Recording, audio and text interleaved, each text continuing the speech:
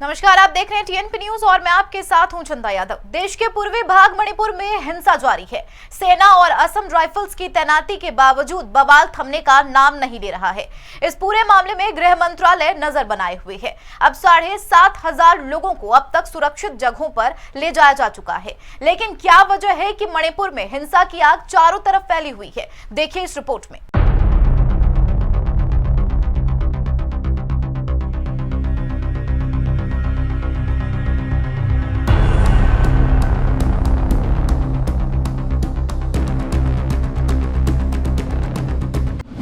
यदि तुम्हारे घर के कमरे में आग लगी हो तो क्या तुम दूसरे कमरे में सो सकते हो?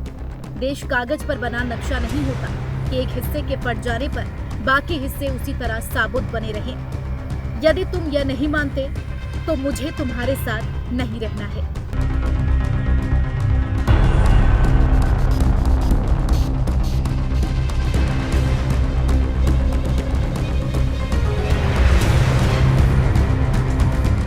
देश के नक्शे पर पूर्वी हिस्से में बसा मणिपुर में इस समय जल रहा है।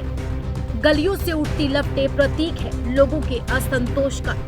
लेकिन आखिर ऐसा क्या है जो लोगों का असंतोष इस कदर बढ़ गया है कि उन्हें हिंसा का सहारा लेना पड़ा? आखिर यह हिंसा क्यों भड़क गई? इसके लिए पूरी घटनाक्रम समझिए। 3 मई 2023 बुधवार का दिन मणिपुर के एक गैर आदिवासी समुदाय मैतेई को अनुसूचित जाति का दर्जा दिए जाने के विरोध में आदिवासी एकता मार्च निकाला जाता है। इस मार्च को ATSUM यानी all tribal student union of Manipur के लोग निकाल रहे थे, जो अचानक हिंसक झड़प में तब्दील हो जाता है, जिसके बाद हिंसा इतनी बढ़ गई कि प्रदेश का अधिकांश हिस्सा आग की लपटों में सुलगने लगा। आदिवासी आंदोलन के दौरान हुई हिंसा ने अब तक 8 जिलों को अपनी चपेट में ले लिया, जिसके बाद हालात पर काबू पाने के लिए सेना और असम राइफल्स ने मोर्चा संभाला। इस समय प्रदेश में धारा 144 लागू है।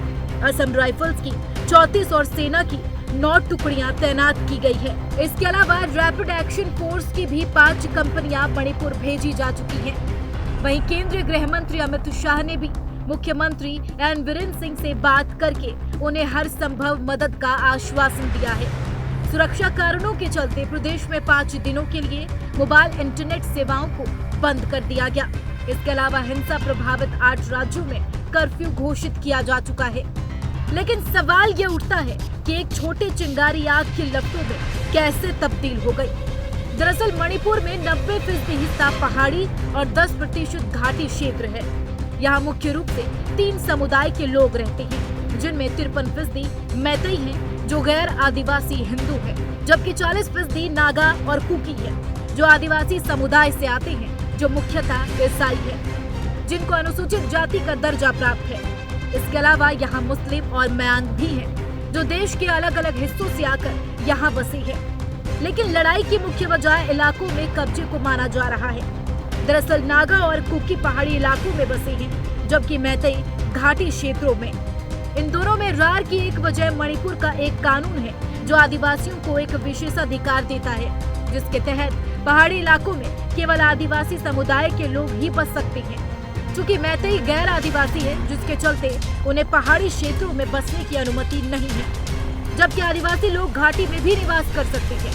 बस इसी के चलते मैतेई भी खुद को अनुसूचित जाति का दर्जा देने की मांग पर अड़े हुए हैं। दरअसल मणिपुर हाई कोर्ट ने राज्य सरकार को मैतेई जाति को अनुसूचित जाति वर्ग में शामिल करने पर विचार करने को भी कहा, जिसका हवाला देते हुए मैतेई खुद को अनुसूचित जाति का दर्जा देने की मांग पर अड़े हुए थे, जिसके बाद अब इस विवाद ने हिंसक रूप ले लिया। Bureau report, TNP news.